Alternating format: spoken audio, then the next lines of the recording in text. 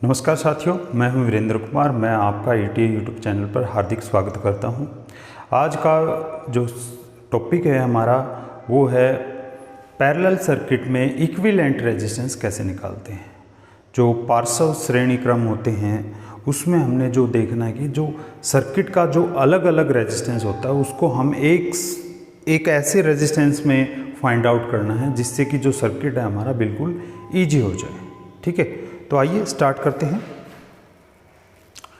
Resistance in parallel, तो ये एक हमारा सर्किट है। यहाँ पे एमीमीटर अगेन जो है करंट को मेजर करने के लिए होता है, सीरीज में कनेक्ट करते हैं।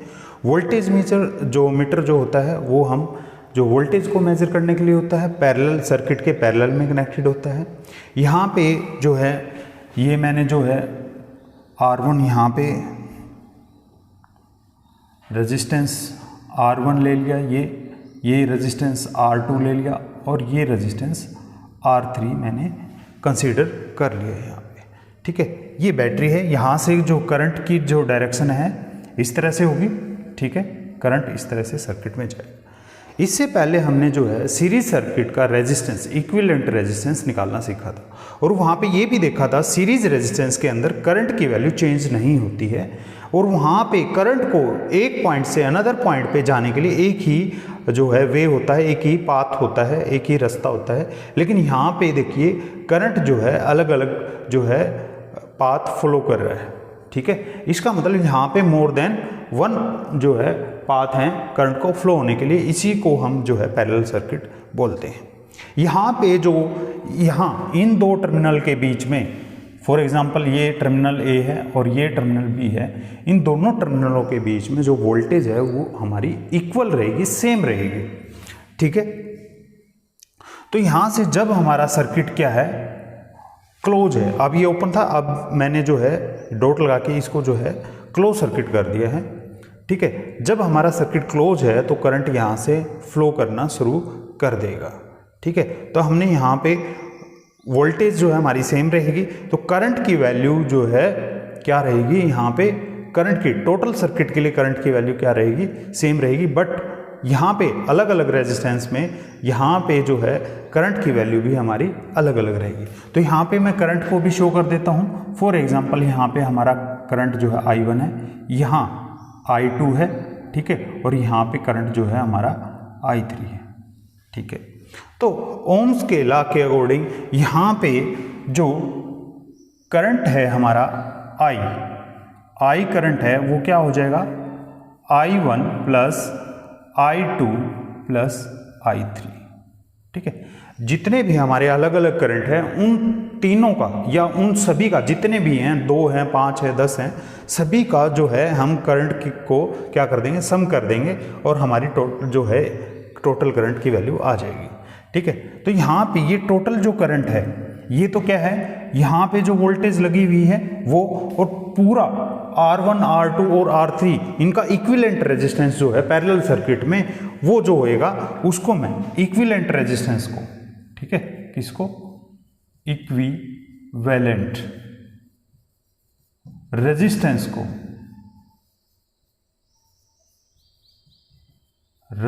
को मैं RP नाम दे देता हूं, RP equivalent resistance in parallel circuit. तो यहाँ पे टोटल वोल्टेज I क्या होता है, हमें क्या पता है, I क्या होता है, V डिवाइडेड बाई R होता है।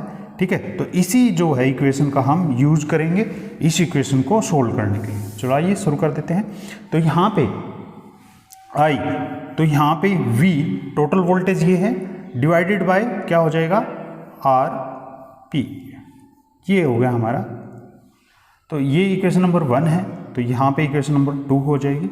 ओके, तो यहाँ पे I1 क्या हो जाएगा, तो वोल्टेज हमारी सेम रहनी है, V डिवाइडेड बाय यहाँ पे R1।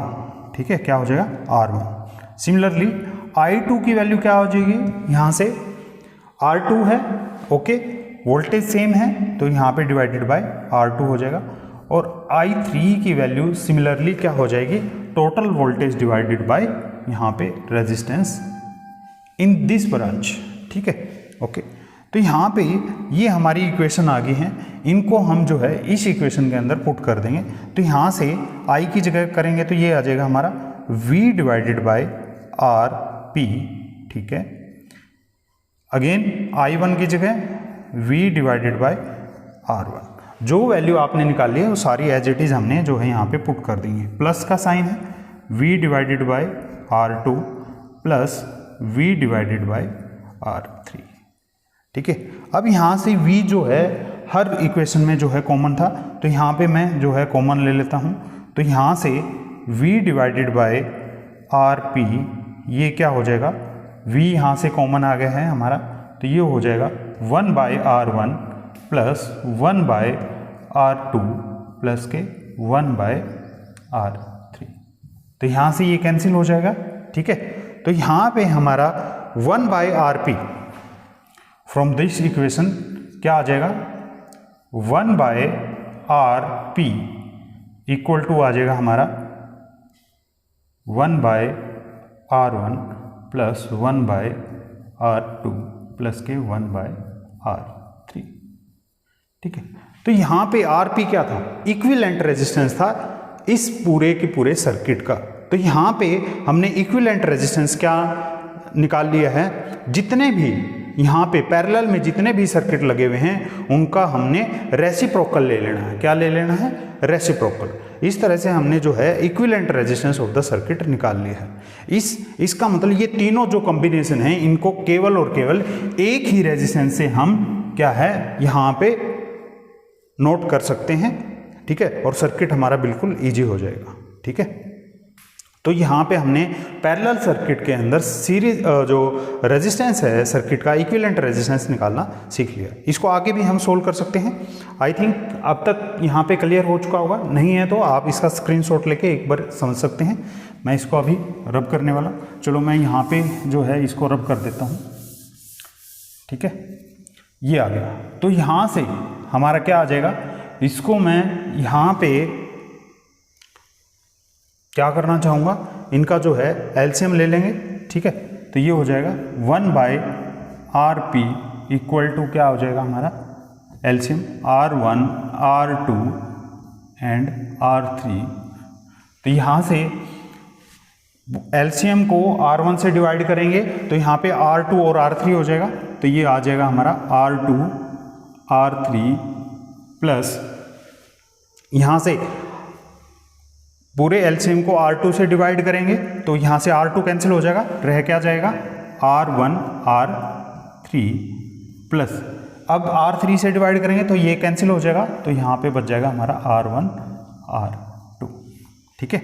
तो यहाँ पे हमें क्या विजिबल है, अब मैं इसको जो है क्रॉस मल्टीप्लाई करेंगे तो ये आ जाएगा हमारा RP, इधर इसको उधर लेके जाऊंगा और ये टोटल वैल्यू यहाँ पे नीचे डिवाइड में चली जाएगी और ये यहाँ पे जो है न्यूमरेटर बन जाएगा R1 R2 R3 divided by R2 R3 R1 R2 sorry R3 और R1 R2। ये हमारा इक्विवेलेंट रेजिस्टेंस ऐसे भी निकाल सकते हैं, जिसको भाई अगर ये तरीका जो है पसंद है तो आप इससे कर सकते हो, बाकी यहाँ से भी कर सकते हो।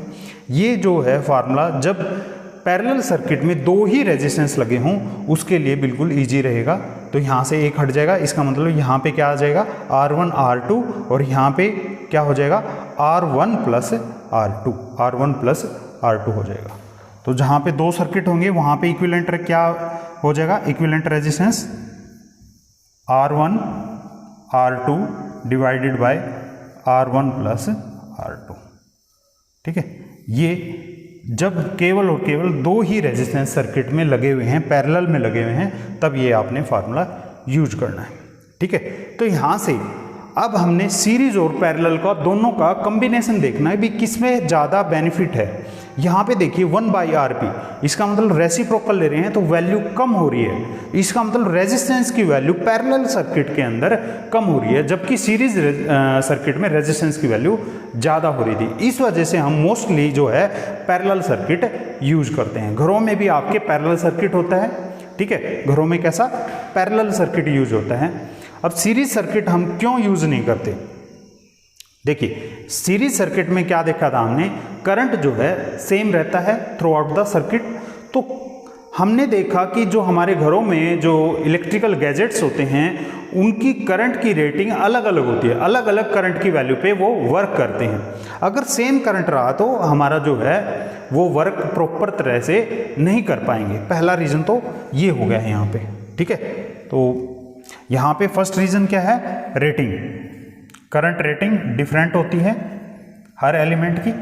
दूसरा पॉइंट, अब आपने जो है अपने विवाह शादियों में या कोई फेस्टिव सीजन है वहाँ पे देखा होगा जो लड़ियाँ लगी होती हैं वो क्या होती है, सीरीज में लगी होती हैं, और वहाँ पे एक भी बल्ब अगर डैमेज हो जाता है तो जो हमें उस एक बल्ब को, उस एक फ्यूज बल्ब को ढूंढने में काफ़ी समय लग जाता है।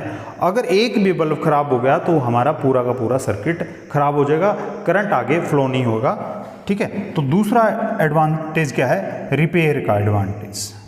रिपेयर जो है सीरीज सर्किट में काफ़ी मुश्किल हो जाती है, ठीक है। और तीसरा जो है हमने देख लिया यहाँ पे रेजिस्टेंस पैरेलल में क्या हो रहा है, अभी पैरेलल में क्या हो रहा है, रेजिस्टेंस क्या है भाई, कम है। पैरेलल सर्किट के अंदर रेजिस्टेंस कम हो रहा है। तो इन्हीं के चलते हुए हमने जो है मोस्टली हम क्या यूज़ करते हैं, पैरेलल सर्किट यूज़ करते हैं। आपको जो है रेजिस्टेंस सीरीज का भी फाइंड आउट करना आना चाहिए और पैरेलल सर्किट का भी, पार्श्व श्रेणी में भी आपने जो है रेजिस्टेंस की वैल्यू फाइंड आउट करनी आनी चाहिए। तो यहाँ से बिल्कुल ईजी है, यहाँ पे जितने भी रेजिस्टेंस लगे हुए हैं उनका जो है रेसिप्रोकल लेना है, ऐसे भी सोल्व कर सकते हैं। ये फार्मूला भी आप यूज कर सकते हैं, और ये फार्मूला जब दो रेजिस्टेंस दिए हों तो सर्किट के अंदर, तब ये फार्मूला भी हम यूज कर सकते हैं। अब इसके ऊपर कुछ क्वेश्चन हैं, उनको हम सोल्व कर लेते हैं। आइए स्टार्ट करते हैं। Okay, as shown in figure, figure कौन सा है हमारा, जो ये फिगर बना हुआ है, तो R1, R2 और R3, ठीक है। Suppose the register R1, R2, R3 have a value of 5 ohms, 10 ohm, 30 ohm respectively, which have been connected to bus a battery, connected to across a battery आएगा, यहाँ पे क्या आएगा, across a battery,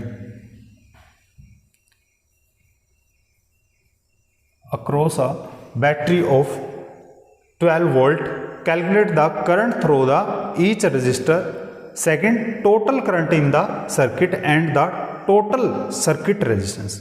तो हमारा जो ये था, यहाँ पे सर्किट है 5, 10 और 30 वैल्यू जो है रेजिस्टेंस की गिवन है, ये देखिए 5, 10 और 30, ठीक है।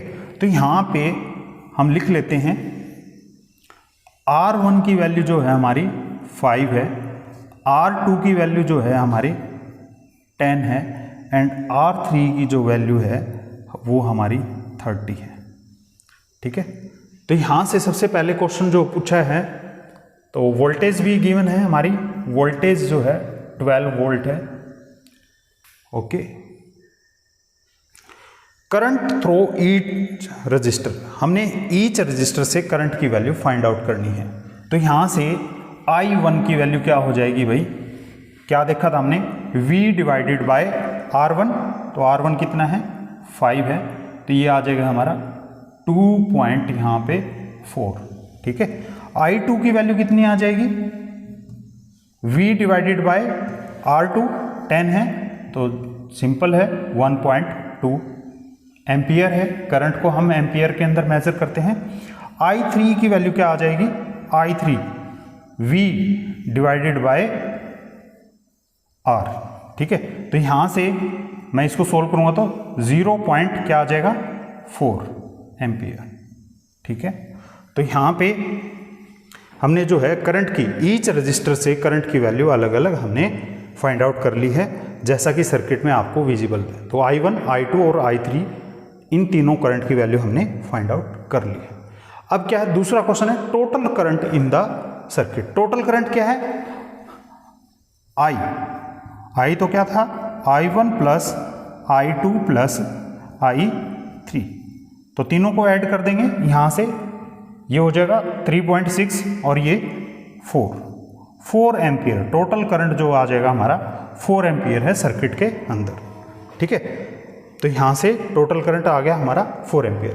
टोटल सर्किट रेजिस्टेंस हमने फाइंड आउट करना है। तो यहाँ से रेजिस्टेंस हमने क्या देखा था भाई, यहाँ पे रेजिस्टेंस को मैं जो है नेक्स्ट स्लाइड में यहाँ पे देख लेते हैं। ओके, तो ये करंट की वैल्यू हमने जो है फाइंड आउट कर चुके हैं हम यहाँ से। ठीक है, चलो अब जो है यहाँ से मैं equivalent resistance 1/RP find out करना है आपने। तो ये आ जाए 1/5 प्लस के 1/10 प्लस 1/30। तो हमारा जो एलसीएम आ जाएगा यहाँ से 30, 5 6 जा, ठीक है, 10 3 जा एंड 31 जा। तो ये आ गया 10/30। इसका मतलब 1/3, ये 1/RP। क्रॉस मल्टीप्लाई कर देंगे, कुछ भी नहीं था, तो RP equivalent resistance of the circuit आ गया हमारा 3 ओम। क्या आ गया? 3 ohm. Equivalent resistance of the circuit equal to 3 ohm. तो यहाँ से देखिए टोटल करंट हमारा ये है, ठीक है, रेजिस्टेंस हमारा आ गया 3 है। तो यहाँ से हम अगर वोल्टेज देखें तो हमारी क्या थी, यहाँ पे 12 वोल्ट था। तो यहाँ से I निकालूँ तो क्या होता है, V डिवाइडेड बाय R3। तो ये देखिए यहाँ पे 4 एम्पियर टोटल रेजिस्टेंस है, एम्पियर करंट है, और यहाँ से भी 4 एम्पियर आ रहा था। ठीक है, तो इस तरह से हमने जो हमारे जो न्यूमेरिकल्स हैं उनको सोल्व करना है। पहले जो गिवन चीज़ है वो लिखी होती है, उसके बाद में जो फार्मूले हमने यूज करने हैं उनकी हेल्प से उन इक्वेशन को जो गिवन है उनको उनमें पुट करना है। ठीक है, तो नेक्स्ट करें। How can 3 resistor of resistance 2 ohm, 3 ohm, 6 ohm be connected to give a total resistance of 4 ohm and 1 ohm. ये यूं कह रहा है कि 3 रेजिस्टेंस दे रखे हैं हमारे को, 2 ओम का है, 3 ओम का है और 6 ओम का है। इनको किस तरह से कनेक्ट करें ताकि जो टोटल इक्विवेलेंट रेजिस्टेंस 4 ओम आ जाए, और दूसरे में कह रहा है 1 ओम आ जाए। ठीक है, तो यहाँ से सबसे पहले मैं यहाँ से ए की बात करता हूँ। क्वेश्चन नंबर ए को सोल्व करते हैं भाई। 4 आना चाहिए टोटल इक्विवेलेंट, तो यहाँ से 2 प्लस, अब मेरे को क्या है, इन दोनों को ऐड करूंगा तो 9 हो जाएगा, ऐसा हमें चाहिए नहीं। तो हमें क्या पता है 1/3 प्लस 1/6, ये क्या होता है, 1 होता है, क्योंकि यहाँ से इनका एलसीएम क्या आ गया 6। तो ये हो गया 2 प्लस 6, 1 जा 6, ये 1 आ गया। तो इसका मतलब ये क्या हो गया हमारा रेजिस्टेंस 2 प्लस में 3/6, और ये क्या होता है 2। लेकिन ये तो हमारा क्या था, RP था ना, 1/RP। तो ये क्या हो जाएगा 2 प्लस के 2, क्या हो गया 4 आ गया। तो इसका मतलब हमने क्या है, 2 ओम का जो रेजिस्टेंस है उसके सीरीज में, ये सीरीज में रहेगा, और जो बाकी 2 रेजिस्टेंस थे ये क्या हो जाएंगे हमारे पैरेलल में ऐड हो जाएंगे ऐसे। इसका मतलब ये 2 ओम का रेजिस्टेंस है, और ये 3 का, और ये 6 का। तो पहले का आंसर ये है, क्योंकि ये हमारा पैरेलल में होगा, तो 1/R1 प्लस 1/R2। तो ये क्या था हमारा इक्विवेलेंट रेजिस्टेंस, जिसका हमने रेसिप्रोकल लेना था। इस वजह से ये 1/RP करके इसका रेसिप्रोकल करेंगे तो ये 2 ऐड हो जाएगा। ठीक है, अब दूसरा कह रहा है 1 ओम होना चाहिए। तो इसका मतलब ये क्या है 1/2 प्लस 1/3 प्लस के 1/6, 6 एलसीएम आ गया। यहाँ पे 2 3 जा 6, 2 जा, और यहाँ पे 1, 6/6 इक्वल टू 1। इसका मतलब 1 ओम रेजिस्टेंस, इक्विवेलेंट रेजिस्टेंस 1 ओम कब आएगा, जब तीनों रेजिस्टेंस हमारे क्या होंगे, पैरेलल में कंबाइन होंगे। किस में होंगे, पैरेलल में। ये